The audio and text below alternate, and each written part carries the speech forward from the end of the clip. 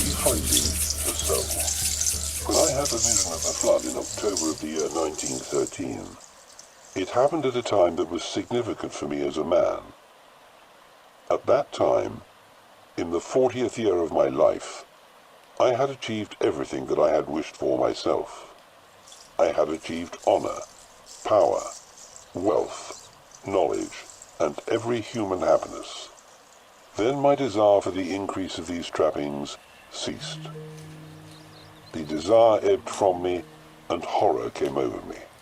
The vision of the flood seized me, and I felt the spirit of the depths. But I did not understand him. Yet he drove me on with unbearable inner longing, and I said, "My soul, where are you? Do you hear me? I speak. I call you. Are you there? I have returned. Here I am again. I have shaken the dust of all the lands from my feet, and I have come to you. I am with you. After long years of long wandering, I have come to you again. Shall I tell you everything I have seen, experienced, and drunk in? Or do you not want to hear about all the noise of life and the world?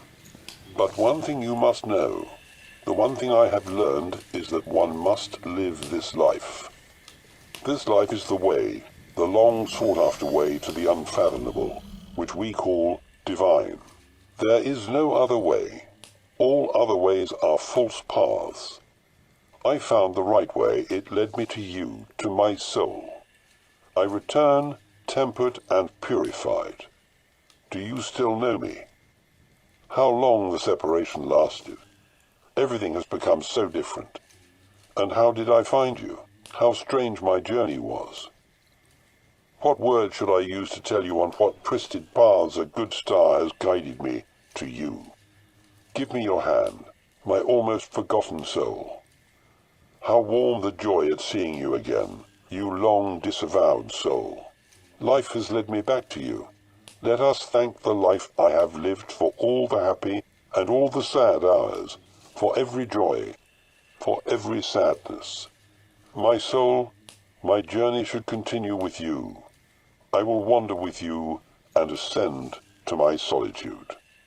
The spirit of the depths forced me to say this, and at the same time to undergo it against myself. Since I had not expected it then, I still labored misguidedly under the spirit of this time, and thought differently about the human soul. I thought and spoke much of the soul. I knew many learned words for her. I had judged her, and turned her into a scientific object.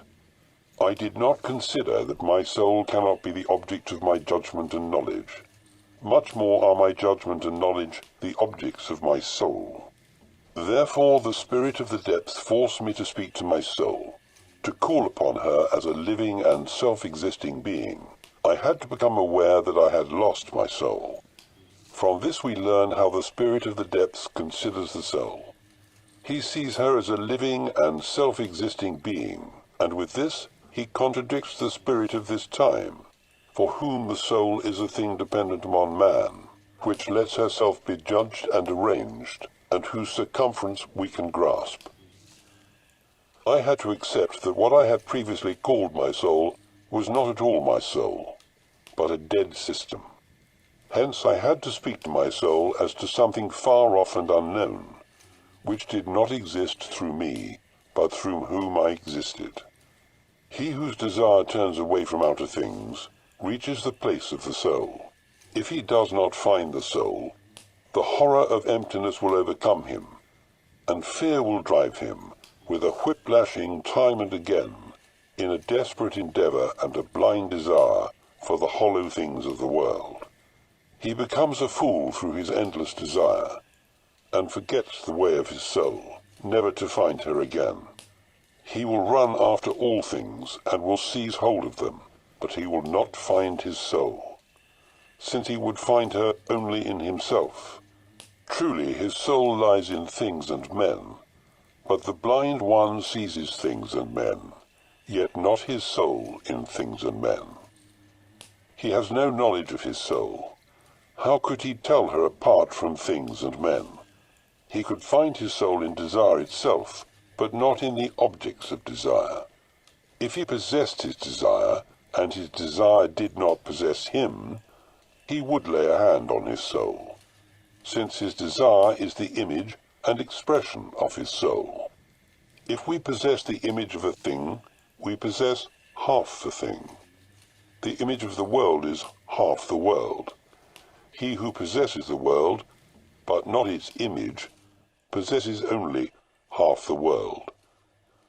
Since his soul is poor and has nothing, the wealth of the soul exists in images. He who possesses the image of the world possesses half the world, even if his humanity is poor and owns nothing. But hunger makes the soul into a beast that devours the unbearable and is poisoned by it.